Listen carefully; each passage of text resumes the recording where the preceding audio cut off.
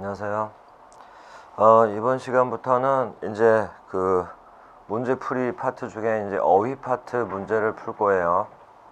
근데 이제 어휘 파트 부분이 여러분들이 또 굉장히 좀 부담스러워하는 부분 중에 하나인데, 그 공무원과 경찰 어휘 문제가 어떤 식으로 나오는지 먼저 잠깐 설명한 다음에 그 어휘 문제 푸는 요령하고요, 그 다음에 어휘 공부하는 방법, 이 부분을 잠깐 설명한 다음에 그 다음에 이제 문제를 풀어 나갈 테니까 그렇게 이제 하고요.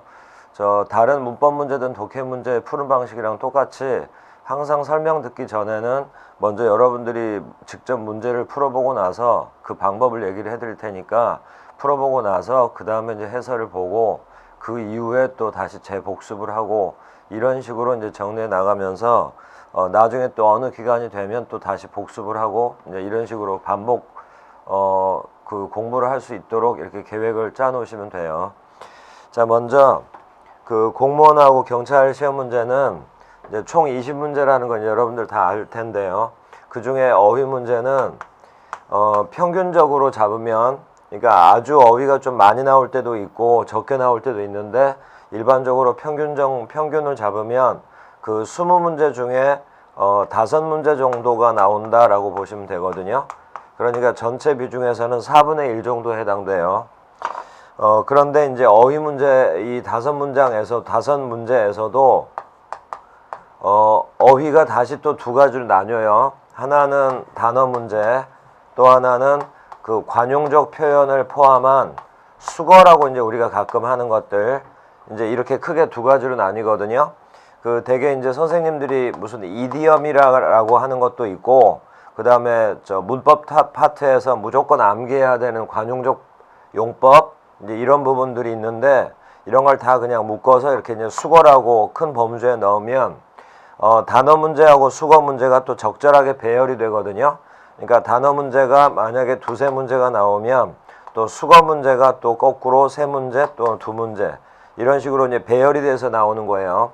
그러니까 만약에 여러분들이 어휘 문제를 집중해서 공부를 하고 싶다, 그런데 어떤 버케브러리, 단어 위주로 돼 있는 책만 가지고 공부를 하게 되면 결국은 어휘 문제의 반쪽짜리 공부밖에 안 돼요.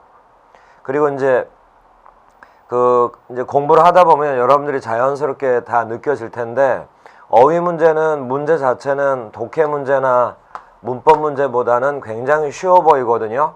그런데 그 시험 범위 자체가 아예 굉장히 많아요. 그러니까 아예 무제한이라고 보면 될 정도로 어휘 문제는 어떤 수준의 문제를 낸다 하더라도 다 문제 성립이 된단 말이에요. 그러니까 이제 여러분들이 공부할 때는 초점은 일단은 문법을 위주로 공부를 하고요. 그리고 문법을 위주로 공부를 한다는 것은 문법 문제는 자연스럽게 맞추고, 문법이 된다는 얘기는 독해가 해석이 정확하게 된다는 얘기니까, 일단 여러분들이 영어 공부할 때 첫 번째는 어휘에다 초점을 맞추면 안 되고요. 이 어휘 문제를 맞추기 위한 어휘 공부에 초점을 맞추면 안 되고, 문법 공부를 최우선으로 하고, 그러니까 단어 수거는 이제 모든 문장을 우리가 문법 문제를 보든 독해 문장을 보든 어휘 문제를 보든 간에 모든 문장에는 단어가 다 들어있을 거 아니에요. 그 중에 일단 문법 문제, 문법상을 공부를 하면서 그 예문 속에 있는 단어들을 암기를 하고, 그리고 이제 문법이 어느 정도 정리가 되면 문장 분석이 되니까 그 다음에 독해가 될 거 아니에요. 문장이 해석이 정확해져야지 독해라는 게 가능할 테니까. 그리고 또 독해를 하다 보면 여기서 또 단어 수거들이 계속 거기서 나오겠죠. 그러니까 문법 공부하다가 그 예문 속에 나오는 단어나 수거, 그 다음에 독해 공부를 하다가 그 독해 지문 속에 있는 단어나 수거, 이런 부분들을 공부를 하게 되면 어느 수준까지 어휘가 이제 상승이 올라가거든요, 실력이. 그 다음에 이제 마지막으로 여러분들이 신경을 써야 될 부분이 실제 시험에 이제 어휘 파트로 분류하는 이제 이런 부분들인데, 이런 부분들 중에 많은 부분이 이 문법 관용적 표현이나 독해 속에 나오는 단어들을 외우다 보면 실제 시험에 어휘와 이렇게 이제 겹쳐서 나오는 경우도 있어요.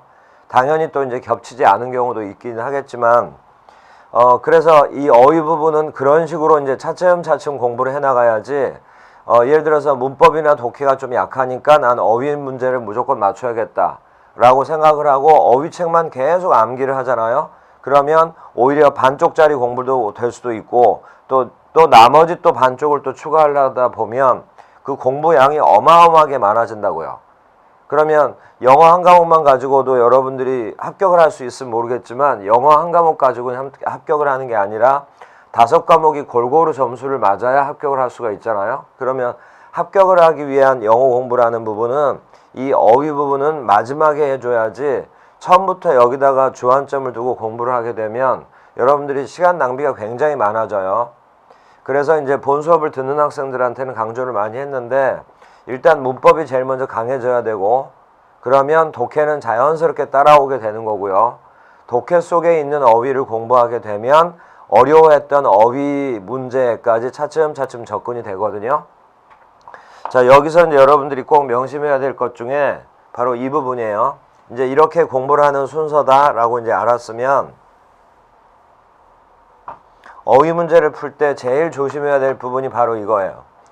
내가 아는 단어가 나오든 전혀 생전 처음 보는 모르는 단어가 나오든 간에 그러니까 여기서는 여러분들이 조심해야 될 게 아는 단어나 수거가 나왔을 때 급하게 문제를 풀거나 예를 들어서 문장도 안 읽어보고 밑줄 쳐져 있는 단어 수거 보고 바로 정답을 고르거나 또 모르는 단어가 나왔으면 아예 그냥 자포자기 심정으로 그냥 어차피 이 단어는 모르는 거니까 그냥 어차피 이 문제는 틀리는 거다 라고 해서 그냥 4개 중에 아무 생각 없이 그냥 문제를 찍고 이렇게 넘어가는 경우 이런 경우들이 있을 텐데 이건 다 여러분들이 해서는 안 되는 거예요. 아는 단어 수거가 나온 문제든 또는 모르는 단어가 나오는 문제든 무조건 어휘 문제 문장은 반드시 해석을 해야 돼요. 그래서 문장 해석을 한 다음에 결론은 문법 문제, 독해 문장 하는 경우와 똑같이 되는 거예요.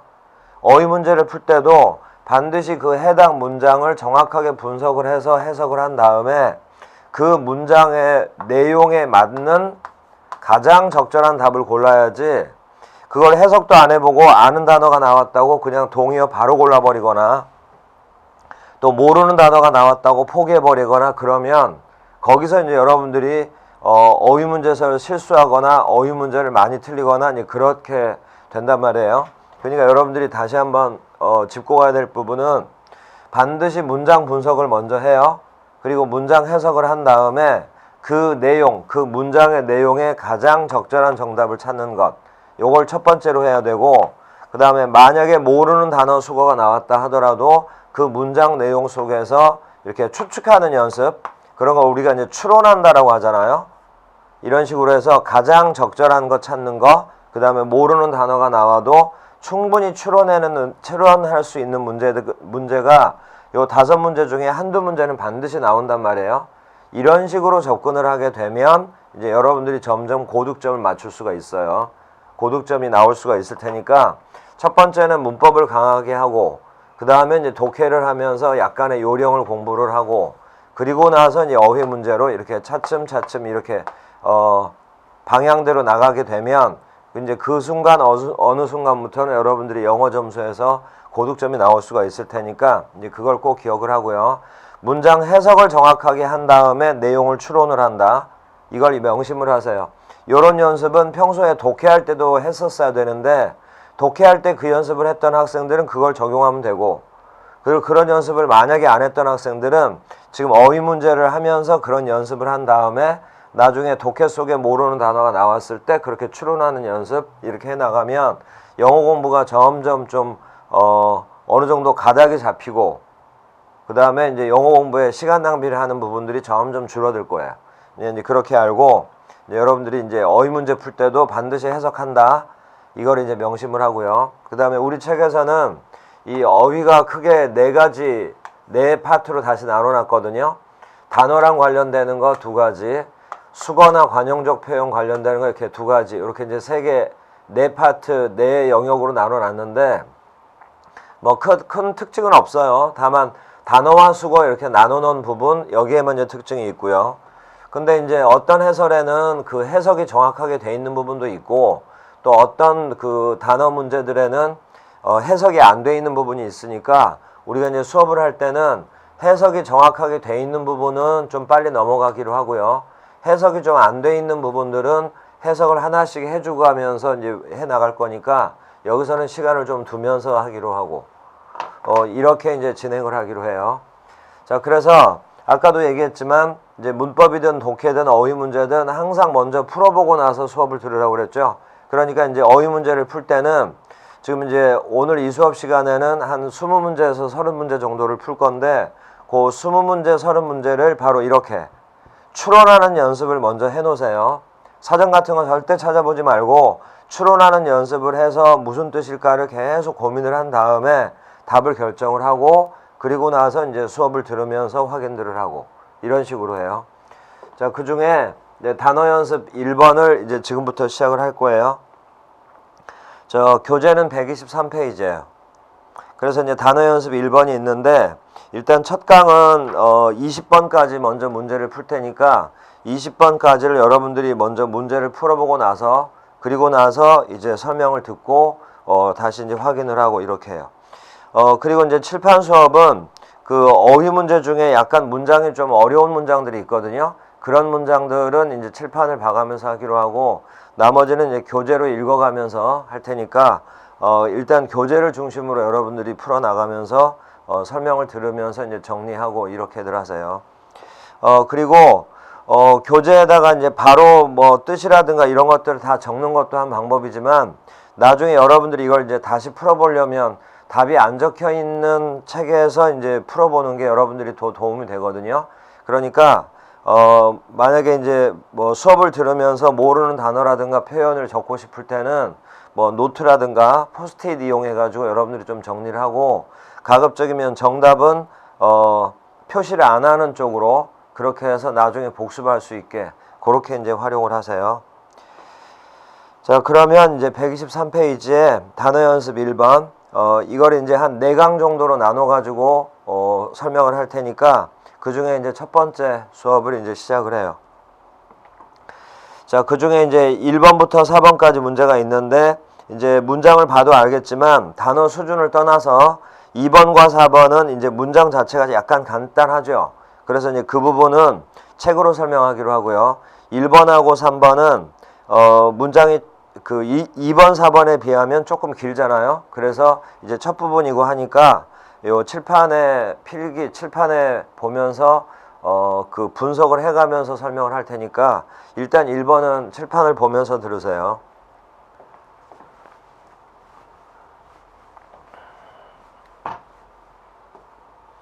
지금 이제 어휘 문제 중에 이제 단어 연습 첫 번째, 그래서 이제 4강에서 5강 정도로 나눠서 수업하기로 하고, 자, 이제 그 중에 1번이에요. 지금 선택지에는 이 educate라는 단어에 이제 밑줄이 쳐져 있거든요. 근데 이제 educate라는 단어에는 또 여러 가지 뜻이 있어요. 여러 가지 뜻이 있는데 그 중에 하나가 알맞은이란 뜻도 있고요. 그런데 또 충분한이란 뜻도 있거든요. 그런데 선택지를 보니까 1번의 sufficient라는 단어는 충분한이란 뜻으로 대표적인 뜻이고요. 3번의 suitable은 알맞은이란 뜻의 대표적인 단어거든요. 그리고 이제 2번하고 3번은 이제 아무래도 좀 거리가 멀고, 그러면 방금 얘기한 것처럼 educate라는 단어를 보고서 만약에 알맞은이란 뜻을 외우고 있는 학생들은 이거 보자마자 바로 3번 하고 넘어가 버릴 거라고요. 또 혹시라도 충분한이란 뜻으로 외웠던 학생들은 1번이 답이구나 라고 하고 넘어가 버리고, 이렇게 해가지고는 실수할 여지가 굉장히 많다 이 말이에요. 또 하나, educate라는 단어를 전혀 몰랐을 경우에는 그러면 그냥 아까 말한 것처럼 포기하는 마음으로 그냥 4개 중에 아무거나 그냥 대충 찍고 감으로 찍고 넘어가 버리거나 그럴 수가 있는데 절대 그러지 말란 얘기예요. 아는 단어든 모르는 단어든 무조건 문장 분석을 하면서 선택지 중에 아는 뜻을 가진 단어를 가지고 최대한 맞춰보고, 만약에 2번은 단어를 뜻을 모르겠어요. 그런데 1번, 3번, 4번은 뜻을 안단 말이에요. 그러면 이 자리에 1번, 3번, 4번을 집어넣어서 해석을 해봤더니 말이 전혀 안 된다. 그러면 2번이 답이겠구나. 이렇게까지 할 수 있어야 돼요. 그러니까 사지선다의 그런 어떤 그 단점, 시험 문제상의 단점을 여러분들이 또 최대한 활용할 수도 있어야 되거든요. 그래서 이제 그런 식으로 여러분들이 접근을 하라 이거예요. 자, 그러면 이제 결론은 알맞으느냐 충분하느냐 이제 여기에 이제 초점이 맞춰졌다고 해요. 그러려면 이제 문장을 정확하게 해석을 해야 돼요. 그래서 1번을 보세요. 우리 저 문법 문제 독해 문장 할 때 많이 나왔던 건데 원 어브가 나오면 반드시 복수명사 온다고 했죠. 그 다음에 단수 취급한다고 했죠. 자, 그래서 어브에서부터 problems까지가 이렇게 원을 수식을 하고 문장의 주어는 원, 그리고 이제 is providing 이 부분이 이제 동사, 그 다음에 provide의 목적어가 adequate water 이렇게 되겠죠. 그 다음에 이제 to 이하는 뭐 목적격 보호일 수도 있겠지만 이제 또 부사적 용법일 수도 있을 거고. 자, 여기서 이제 해석을 하면 캘리포니아의 가장 큰 문제점들 중에 하나는 물을 공급하는 것이다 까지 됐죠. 여기 providing은 아까는 이제 형태만 놓고 보니까 현재 진행형처럼 보였는데 지금 막상 해석을 해보니까 적절한 어떤 adequate한 물을 공급하는 것이다 이렇게 되어 있죠. 그래서 이제 다시 바로 잡으면 is가 문장의 동사고 providing 이하가 바로 주격 보호예요. 물을 공급하는 것, 이게 바로 큰 문제점 중에 하나 이렇게 되는 거니까. 그럼 이제 여기에 정확한 뜻을 알아내려면 어떻게 하냐면 나머지 부분을 또 처리를 해요. It's expanding population. 여기서 It'의 It은 캘리포니아라는 주를 가리킬 거고 그 주에 팽창하고 있는 인구, 많아져 가고 있는 인구, 그리고 meet the needs 이렇게 하면 수요를 충족시키다예요. 인구가 많아지면 그만큼 물을 많이 쓸 거 아니에요. 그 많아지고 있는 인구의 수요를 충족시키기 위한 물을 공급하는 것이다 이 말이죠. 그러면 방금 말한 것처럼 인구가 많아지면 물의 소비량도 많아질 거 아니에요. 그러면 양적으로 충분한 물을 공급하는 것, 이게 문제겠지. 그래서 알맞은 보다는 충분한의 의미가 더 정확해요. 그래서 답은 1번이다. 이렇게 이제 여러분들이 문제를 풀어야 된다 이 말이에요. 지금 1번 문제가 바로 그 조심해야 될 문제 중에 어휘 문제를 풀 때 여러분들이 신경을 써야 될 부분 중에 하나가 바로 그 부분이니까 이런 부분을 여러분들이 좀 신경을 쓰세요. 자, 그래서 이제 1번 정답은 그렇고 다음에 1번에 2번에 선택지에 그 palatable이란 단어 있죠? palatable이란 단어는 맛있는 이란 뜻이에요. 기분 좋은 이란 뜻이고. 자, 다음에 2번 문제. 2번 문제는 adamant, 책으로 그냥 보세요. adamant에 밑줄이 쳐져 있는데 앞뒤를 보니까 투투용법이고요. 투부정사 admit 뒤에는 접속사 대시 생략된 거예요. 그러면 he부터 wrong까지는 admit의 목적어. 그러면 또 이제 adamant라는 단어를 모른다고 하고 해석을 하면 그는 매우 adamant해서 그가 잘못했었다는 것을 투투는 뭐할 수 없다라고 이제 부정을 하는 거죠. 그는 매우 adamant해서 그가 잘못했었다는 것을 인정하지 않았다 이렇게 나가야 돼요. 잘못했다는 것을 인정하지 않았다. 그러면 거기서 이제 가장 알맞다고 볼 수 있는 게 4번이에요. abstinate. abstinate가 고집이 센. 나머지는 의미 자체가 성립이 안 돼요. 그러면 고집 센을 그 adamant에다 집어넣어서 해석을 다시 하면 그는 너무나 고집이 세서 자기가 잘못을 저질렀다는 사실을 인정하지 않았다. 그래서 정답은 4번. 그래서 adamant가 뜻이 견고한이란 뜻도 있는데 완고한이란 뜻도 있거든요. 그게 이제 고집 센 이 말이니까 답은 4번 abstinate가 답이에요. 그리고 이제 abstinate의 동의어로 stubborn이라는 단어가 있으니까 이 stubborn이라는 단어도 abstinate하고 연결을 시켜서 외우고, abstinate의 동의어는 stubborn이요. 요것도 시험에 많이 나오는 거예요. 자, 그 다음에 이제 3번. 3번도 다시 칠판으로 설명을 할 테니까 이제 3번을 보는데 먼저 단어 위주로 잠깐 정리를 해 놓으세요. 먼저 선택지를 보면 1번의 decision, 이건 결정이란 뜻이고요. 2번의 abstraction, 이건 추상명사 할 때 추상, 그 다음에 관념 이런 뜻이고, 3번의 maxim, 이거는 이제 격언, 금언 이런 뜻이 되고, 4번의 opponent는 적, 반대편, 반대자 이 뜻이에요. 그럼 이제 선택지의 뜻은 이제 이렇게 돼 있죠. 자, 이제 문맥으로 또 판단을 해봐요.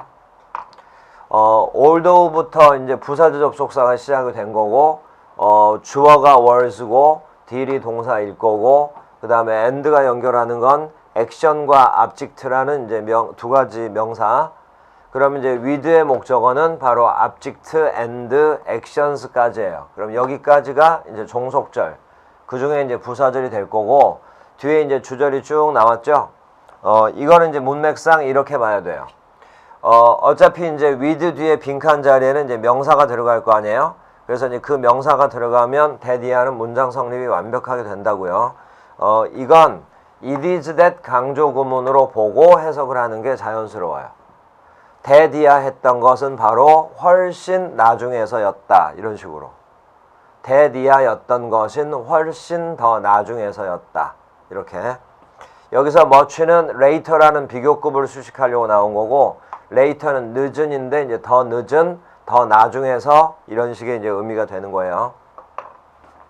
자, 이제 해석을 하면 아이의 초기에, 가장 초기의 단어들, 그러니까 아이들이 아주 어렸을 때 배우는 단어들은 콘크리트, 구체적인 object, 어떤 물건들, 구체적인 형태가 있는 물건들과 구체적인 행동, 뭐 뛰다, 달리다, 먹다 이런 거, 그 다음에 뭐 구체적인 그 물체, 책상, 의자 이런 거, 아이들의 가장 초기, 제일 먼저 배우는 단어들은 구체적인 단어와 어떤 행동을 다루는 것이지만, 바로 이러한 단어를 가지고 grapple with 하는 것은 훨씬 더 시간이 지나서였다. 나이가 이제 좀 더 들고 나면 바로 이제 이 단어를 가지고 이 단어를 이제 알 수 있게 된다 이 말이거든요. 그 grapple with에다가 뜻을 적어 놓으세요. grapple with는 뭐뭐를 해결하려고 노력하다. grapple with는 해결하려고 노력하다. 이것을 해결하려고 노력하는 것은 훨씬 더 나이가 들어서다 이 말이니까 본문에 반대말이 나와요. 바로 이 구체적인 형태가 들어있는 이 구체적인이라는 말에 반대말이 오면 단어의 수준이 맨 처음에는 뭐 책상, 의자, 뭐 달리다, 막 먹다 이런 구체적인 물건이나 행동 그걸 다루는 거라면 바로 이런 류의 단어를 해결하려고 노력하는 것은 훨씬 더 나중에서다니까 바로 이 단어들은 좀 더 어려운 단어들일 거 아니에요. 그러면 구체적인 형태가 있는 것보다는 좀 더 어려운 단어는 구체적인 형태가 없는 단어들이겠지. 그래서 바로 형태가 없는 어떤 추상적인 단어들을 다루려고 노력한다. 그렇게 하는 게 의미가 가장 맞아요. 그래서 2번이 정답이 되는 거예요. 이렇게 이제 문제를 풀어내라 이 말이에요. 그래서 콘크리트가 구체적인 이런 의미니까 그것의 반대 개념으로 추상적인 개념의 단어들, 예를 들어서 뭐 추상명사들 뭐 이런 거, 추상적인 단어를 해결하려고 노력하는 것은 훨씬 더 나중에서다. 자, 그렇게 해서 답이 2번이에요. 자, 또 나머지 문제들은 일단 이제 교재로 쭉 보기로 해요. 자, 4번. literary animosity. 문학의 animosity는 매일 커져가고 있었다. between은 전치사죠. 두 나라 사이에 문학적인 animosity는 매일 커져가고 있었다. 추론하는 연습을 하라는 거지 추론을 했을 때 무조건 또 정답이 나오는 건 아니에요.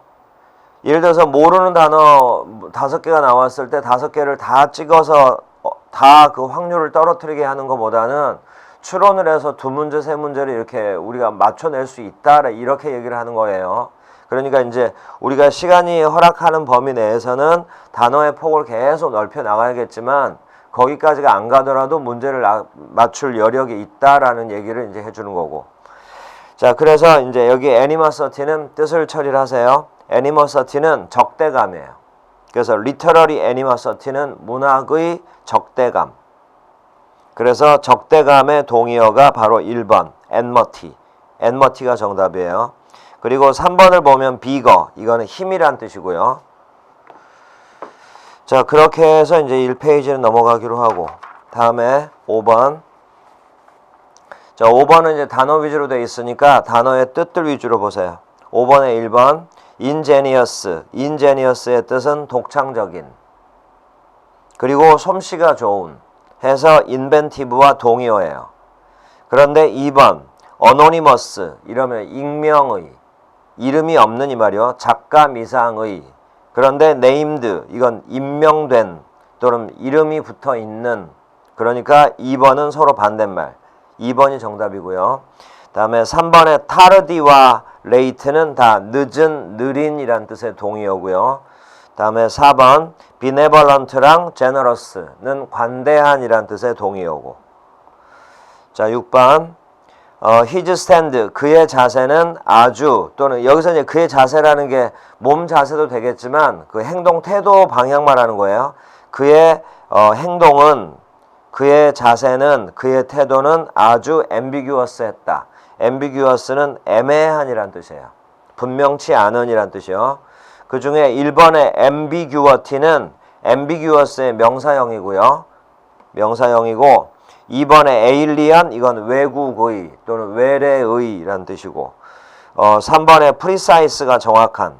그래서 6번 문제는 지금 반대말 고르라고 그랬죠. 그 문제에서 반대말인지 5번처럼 동의어인지 이런 건 꼭 확인을 해줘야 돼요.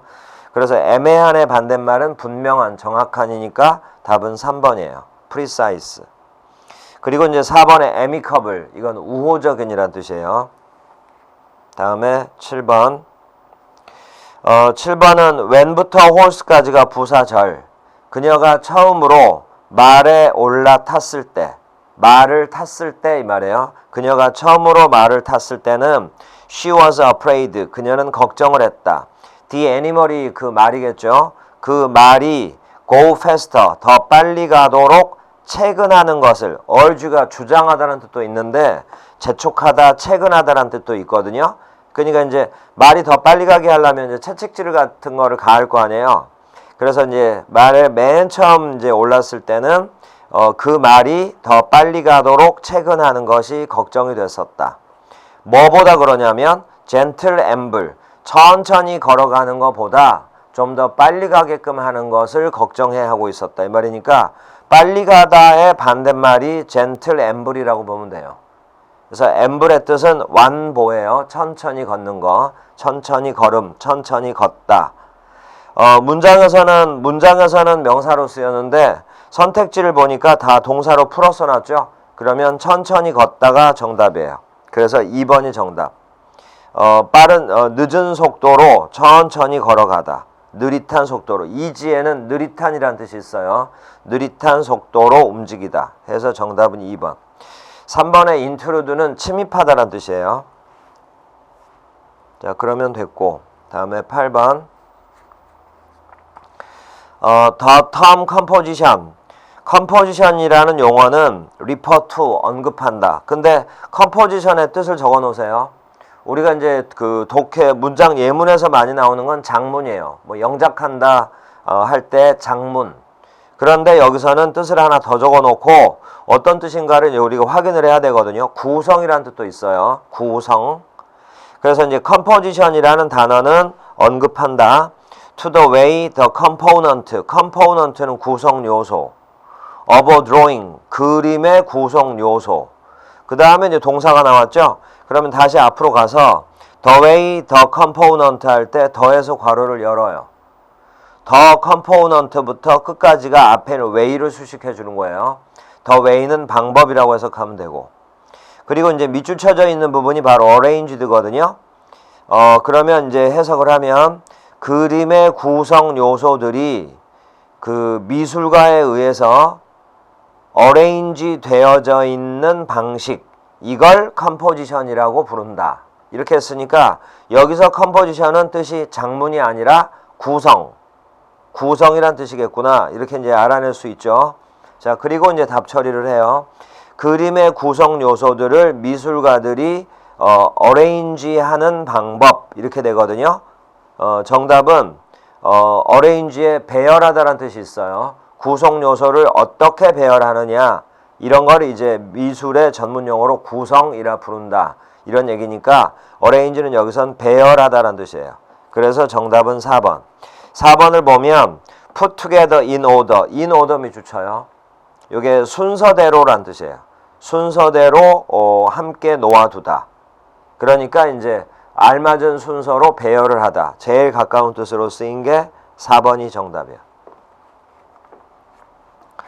추론하는 연습을 반드시 하면서 이렇게 이제 하고요.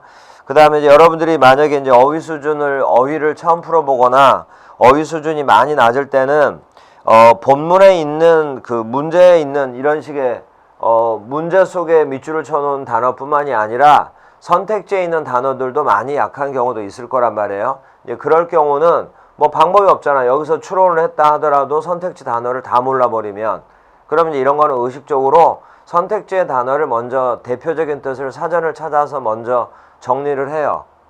그리고 선택지에 있는 단어들은 상대적으로는 쉬우니까 나중에 독해를 하다가 보면 얼마든지 여러분들이 또 알아낼 수 있는 단어이기도 하니까. 그래서 먼저 단어를 사전을 찾아서 정리해 놓은 다음에 그 다음에 이제 문제에서 추론하는 연습을 하면 그러면 이제 또 효과를 볼 수 있을 거예요. 자, 여기 선택지의 뜻들부터 봐요. 1번에 antipathy 이러면 반감, 불일치. 2번의 sympathy는 거의 반대말이에요. 공감 또는 찬성. 그리고 이제 동정이란 뜻으로도 이제 많이 쓰이고 공감, 동정. 3번에 antidote 이건 해독제. 4번 symptom 징후 또는 증상. 자, 문제로 올라가요. 기름과 물 이랬죠. 기름과 물은 잘 안 섞인다 이런 말은 이제 많이들 들어봤죠. 그러니까 서로 성질이 일치하지 않는다 이 말이겠죠. 그래서 1번이 정답이에요. 자, 이제 10번을 보세요. 이제 이번 수업은 10번까지만 일단 정리하고 다음 강의로 이제 넘어가기로 하고. 자, 10번을 보니까 이제 또 내용이 길어서 약간 이제 짧은 독해처럼 구성이 돼 있는데 그런데 이제 또 요 단어 밑줄을 쳐놓고 동의어를 골라라 또는 짧은 독해인데 빈칸을 두고 동의어 골라라. 그러면 이런 걸 우리가 이제 어휘 문제로 분류를 하거든요. 그래서 이제 어휘 문제다라고 이제 하는 거예요. 자, 이제 먼저 뜻들을 먼저 확인해 보세요. 그 10번에 1번 definitely 이건 명백하게. 2번 rarely 드물게라는 뜻도 있고요. 그리고 굉장히 조심해야 돼요. 거의 뭐뭐 하지 않는. 그리고 3번 randomly 이것은 이제 랜덤으로 다시 말해 임의로 이런 뜻이고 4번에 consequently 이거는 이제 결과적으로 이렇게 되는 거예요. 결과적으로.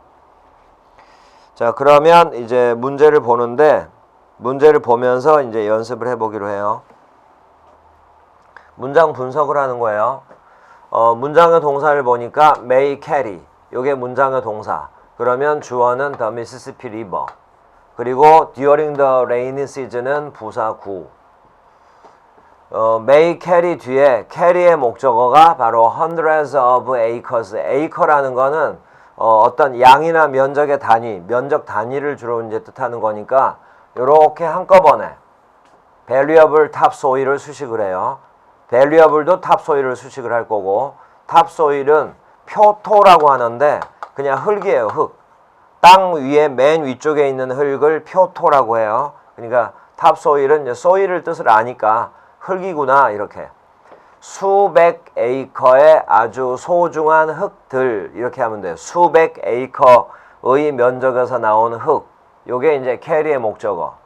from one area and 나왔죠? 그럼 and가 연결하는 걸 찾을 건데 바로 뒤에 arbitrary는 선택지를 보더라도 부사라는 게 분명하죠? 그럼 일단은 무시하고 뒤를 보니까 deposit라는 단어가 나왔는데 이 deposit는 명사도 되고 동사도 돼요.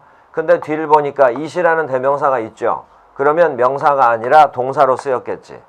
그러면 이제 당연히 동사 원형일 거거든요. 그럼 and 앞으로 쭉 올라가서 동사 원형을 찾아요. 그게 바로 carry겠죠. 그러면 may carry에서 carry가 지금 동사가 나왔고 여기 deposit도 동사기 때문에 이 may라는 조동사에 같이 걸리는 거예요. 자, 그래서 and가 연결하는 부분은 이렇게 보면 된다고. and 뒤에 arbitrary부터 끝까지 하고 그 다음에 여기 carry에서부터 바로 여기까지 하고 이렇게. 그리고 and 앞을 보니까 one area 어떤 한 지역 이렇게 나왔죠. 근데 and 뒤를 보니까 another라고 나왔죠. 그러면 또 다른 지역 이렇게 될 거고 여기 deposit 뒤에 it이 가리키는 거는 좀 전에 말한 수백 에이커의 흙을 뜻할 거고 이렇게. 자, 이제 해석을 할 테니까 가장 알맞는 게 어떤 걸지 추론을 한번 해봐요. The rainy season, 이건 장마철. 특정하니까 덜을 붙인 거예요. 특정 기간 앞에는 또 듀어링을 쓰는 거고, 장마철 이런 게 이제 우기라고 하면 되는 거죠. 비가 많이 오는 시즌에 우기 중에 미시시피 강은 어떤 한 지역에서, 어떤 특정한 한 지역에서 수백 에이커의 아주 소중한 흙을 운반을 해서, 우기니까 이제 물이 흘러가는 양이 엄청나게 많을 거 아니에요. 그래서 어떤 지역의 흙을 이제 운반을 해가서 또 다른 지역에 그것을 내려놓는다. 그런데 강이 어떤 특정 지역으로까지 흙을 운반한다, 그런 건 아닐 거 아니에요. 그래서 여기 arbitrarly는 뜻이 임의로란 뜻이에요. 자기 멋대로란 뜻이에요. 미시시피 강은 우기 중에 한 지역에 수백 에이커의 흙을 운반을 해서, 그리고 자기 멋대로, 그냥 임의대로 또 다른 지역에 그것을 침전시킨다. 디파지트는 동사일 때 침전시키다. 또 하나 뜻 적어놔요. 예금하다라는 뜻도 있어요. 예금하다, 은행에 예금하다. 여기서는 이제 침전시키다라는 뜻으로. 자, 이렇게 해서 정답이 임의로가 가장 알맞는 말이에요. 제 멋대로, 이렇게 해서 3번이 정답이에요. randomly, 이렇게. 자, 그러면 이제 어휘 문제는 이제 우리가 영어 시험 공부할 때 거의 마지막 부분에 가면서 이제 하는 거고, 그 어휘 문제를 푸는 요령이라든가 전체적인 유형은 어떻다라는 얘기를 했으니까 그걸 토대로 이제 여러분들이 문제를 해보고요. 이제 다음 시간부터는 문제를 한 30문제 정도씩 해서 이제 한 강씩 정리를 해 나갈 테니까 여러분들이 문제를 풀어보고 나서 해설 설명을 듣고 이렇게 해요. 자, 이번 시간은 여기까지예요. 수고했어요.